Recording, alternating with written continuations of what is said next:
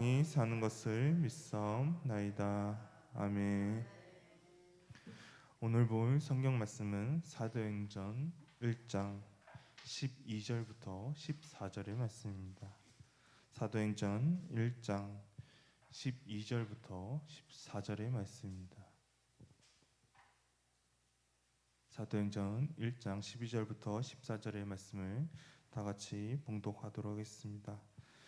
제자들이 감람원이라 하는 산으로부터 예루살렘에 돌아오니 이 산은 예루살렘에서 가까워 안식일에 가기 알맞은 길이라. 들어가 그들이 유하는 다락방으로 올라가니 베드로, 요한, 야고보, 안드레와 빌립, 도마와 바돌로메, 마테와 및 알페오의 아들 야고보, 셀로딘 시모, 야고보의 아들 유다가 거기 있어. 여자들이 예수의 아우들과 더불어 마음을 같이하여 오로지 기도에 힘쓰더라. 아멘. 오늘의 본문에서는 예수님께서 하늘에 올라가시고 그 다음 장소가 어딘지 힌트를 주는 본문입니다. 바로 감람원이라는 곳에서 예수님께서는 제자들에게 교훈을 주시고 하늘나라로 올라가셨습니다. 이곳의 이름은 감람나무 숲이 있었기 때문에 감람원이라는 이름이 붙여지게 되었습니다. 그리고 이 산이 위치한 곳은 예루살렘 성 동쪽 맞은편에 있었습니다. 이 감람원에서는 전에도 예수님과 제자들이 시간을 보냈던 장소 가운데 하나였습니다. 누가복음 22장 39절의 말씀을 보면 다음과 같이 되어 있습니다. 예수께서 나가사 습관을 따라 감람산에 가시매 제자들도 따라갔더니. 이렇게 예수님과 제자들이 여느 때처럼 걷던 이 감람원에서 예수님께서 하늘로 올라가셨습니다. 그리고 나서 제자들은 이 감람원이라는 산에서 예루살렘으로 돌아갔습니다. 그런데 여기에서는 안식일에 관한 말이 12절에서 등장을 하게 됩니다. 사도행전을 기록한 누가는 이 안식일이라는 단어를 사용한 것이 안식일에 초점을 맞추기보다는 이 감람원이 예루살렘에서 가까운 것을 말하고 싶었기 때문에 이 안식일이라는 표현을 사용했습니다. 안식일에는 율법으로 정해진 걸을 수 있는 거리가 있었습니다. 그것은 대략 2000 규빗 정도 됩니다. 오늘날 수치로 미터로 환산을 하면 1120m 정도 된다고 합니다. 이것을 또 우리가 쉽게 이해할 수 있으면 미아이역에서 대략 수유역까지 거리가 한 1200m 정도 된다고 합니다. 그래서 그때 당시에 이 성경을 읽는 사람들에게 있어서 예루살렘에서 감람원까지의 거리가 얼마나 가까운지 표현할 수 있는 그 표현이 안식일에 가기 알맞은 길이라고 하는 것이 아마도 이 사람들에게 확 와닿는 가까운 거리라고 볼 수가 있습니다. 그렇다면 오늘날에도 마찬가지로 감람원에서 예루살렘까지가 미아역에서 수유역 정도의 거리가 되는 그런 가까운 위치에 있어라고 하면 쉽게 이해되시 누가는 이 표현을 안식일이라는 표현을 통해서 사용을 했습니다. 그리고 예수님의 제자들은 예루살렘에서 자신들이 머물고 있던 그 다락방으로 올라갔습니다. 이들이 올라간 다락방은 작은 다락방이 아니라 넓은 방을 의미합니다. 당시 팔레스타인에서 큰 집의 경우 아래층은 위층의 압력을 견디기 위해서 밑에는 작은 방으로 구성되어 있지만 위에는 넓은 방으로 구성되어 있었습니다. 또한 그들은 대부분 갈릴리 출신이었기 때문에 예루살렘 사람들이 아니었습니다. 그래서 그들이 머물 장소가 필요했고 여기에는 누구의 집인가를 확실히 나와 있지 않지만 예루살렘에 자신들이 머물고 있었던 그 다락방으로 올라가게 됩니다. 그리고 이어서 그곳에 있었던 예수님의 제자들의 이름이 등장하게 됩니다. 예수님을 팔았던 가룟 유다를 제외한 11명의 제자의 이름이 나옵니다. 이것은 같은 누가복음을 작성했던 6장 14절부터 16절에서도 예수님의 제자들의 이름이 등장하게 되는데 그것과는 살짝 순서가 다른 것을 우리는 말씀을 통해서 볼 수가 있습니다. 여기에서는 요한의 이름이 두 번째로 등장하게 됩니다. 그것은 아마도 베드로가 12 제자의 리더이자 대변자로 임명되었고 메시아 공동체에서 새로운 집의 기초가 되었습니다. 그리고 그는 요한과 함께 이 12 제자의 대변자이자 교회 지도자 및 선교사로 등장하게 됩니다. 그래서 누가복음과 달리 요한의 이름이 아마도 베드로 다음에 위치한 것을 우리는 볼 수가 있습니다. 이렇게 11사도의 이름을 기록하면서 이들이 앞으로 있어서 교회의 핵심적인 역할을 할 것을 이렇게 누가는 보여주고 있습니다. 그리고 이들은 예수님이 하늘로 올라가시고 나서 가장 먼저 한 일을 14절의 말씀을 통해 기록을 하고 있습니다. 이들의 행동은 예수님께서 십자가에 죽으시고 나서 행동과 너무나도 다름을 우리는 제자들의 행동을 통해서 볼 수가 있습니다. 예수님께서 요한복음에서 제자들에게 세 번째로 나타나셨을 때를 기억해 보면 다음과 같습니다.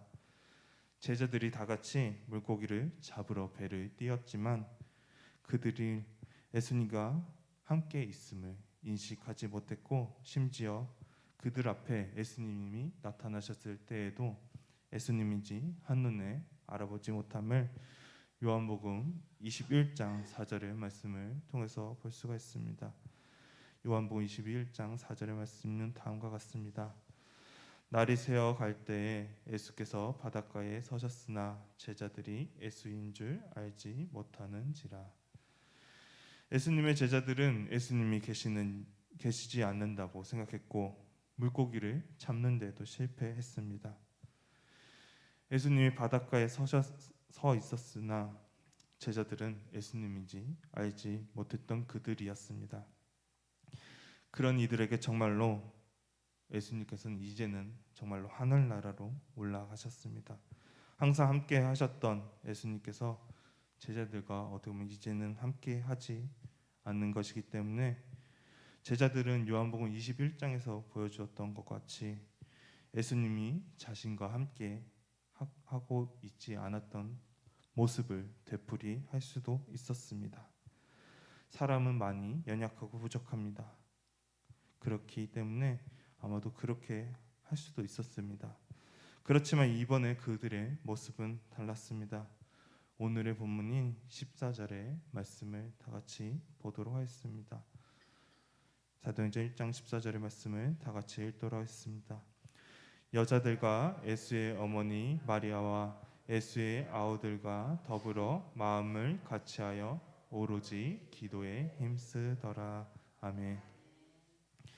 예루살렘에 있던 예수님을 따르는 사람들의 삶과 행동에 대해 첫 번째 모습이 무엇인가를 정말 행동하고 예수님에 대해 전하는 것이 아닌 그들이 먼저 기도에 힘썼던 것을 우리는 말씀을 통해 볼 수가 있습니다.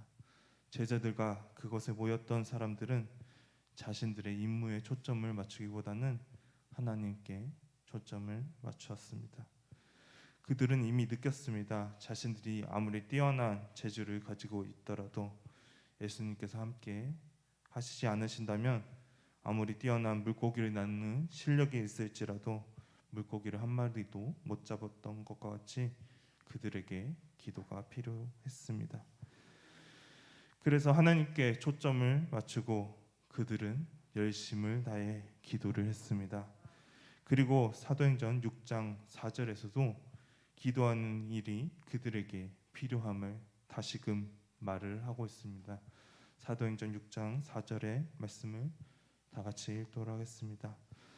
우리는 오로지 기도하는 일과 말씀 사역에 힘쓰리라 하니. 아멘. 그들에게 있어서 기도는 최우선 순위였습니다. 그리고 예수님을 따르는 사람들에게 기도는 무슨 일을 하기 전에 하나님께 모든 것을 맡기고 하나님께 의존하고 기도를 함으로써 하나님께 나아가는 모습을 예수님의 제자들과 그 자리에 있었던 사람들을 통해 우리는 너무나도 잘 볼 수가 있습니다. 그리고 그들이 기도를 통해 한 마음으로 함께 기도를 드렸고, 이러한 기도한 자세는 성령이 그들에게 오심을 그들은 기도를 통해서 기다렸습니다. 그것은 예수님께서 사도행전 1장 4절에서 말씀하신 것이 있었기 때문입니다. 사도행전 1장 4절의 말씀을 보면 다음과 같습니다. 사도와 함께 모이사 그들에게 번보하여 이르시되 예루살렘을 떠나지 말고 내게서 들은 바 아버지께서 약속하신 것을 기다리라. 아멘. 또한 이러한 기도하는 모습은 오늘날 우리에게도 마찬가지로 필요합니다. 우리가 하나님의 이름으로 무언가를 할 때에는 기도하는 모습이 없다면 그것은 하나님의 이름으로 하는 것이 아닌 내 자신의 능력으로 하는 것이며, 그것은 하나님의 뜻에 합당하지 않은 것을 우리는 오늘의 말씀을 통해서 너무나도 잘 볼 수가 있습니다. 예수님의 제자들도 먼저 무언가를 하는 것이 아닌 하나님께 모든 것을 맡기며 그들이 기도하는데 엄청난 힘을 썼습니다. 그래서 그들은 따로따로 기도했던 것이 아닌 다 같이 한 마음이 되어서 예루살렘에 있던 한 다락방에 모여 정말로 열심히 기도했던 것이었습니다. 이것은 오늘날 기도가 많이 사라진 한국 교회가 다시금 이 말씀을 보며 우리가 다시금 하나님을 향한 기도를 드려야 하고 기도하는 일에 힘써야 함을 보여주는 말씀입니다. 그리고 이 기도하는 자리에는 여자들도 포함되어 있습니다. 예수님의 어머니인 마리아를 비롯한 여기에는 기록되지 않은 다른 여인들이 있었습니다. 이렇게 여자들이 기도하는 자리에 함께 있었고, 여자들이 초대 교회에 또한 많은 역할을 했습니다. 그뿐만 아니라 이 자리에는 예수님의 동생들도 있었습니다. 이것은 정말로 놀라운 일이 아닐 수 없습니다. 왜냐하면 예수님의 친족들이 예수님에 대해 어떻게 대했는지 성경의 말씀을 통해 우리가 많이 보았기 때문입니다. 마가복음 3장 21절의 말씀을 보면 다음과 같이 되어 있습니다. 예수의 친족들이 듣고 그를 붙들러 나오니 이는 그가 미쳤다 하밀러라. 예수님의 친족들은 예수님이 미쳤다고 생각했습니다. 예수님의 사역에 대해서 이렇게 부정적이던 예수님의 동생들이 제자들과 함께 이렇게 기도의 자리에 참여하고 있습니다. 이 동생들은 예수님이 부활하신 뒤에 예수님을 믿게 되었고, 그뿐만 아니라 예수님의 동생 중 야고보는 초대교회에서 중요한 지도자가 되었습니다.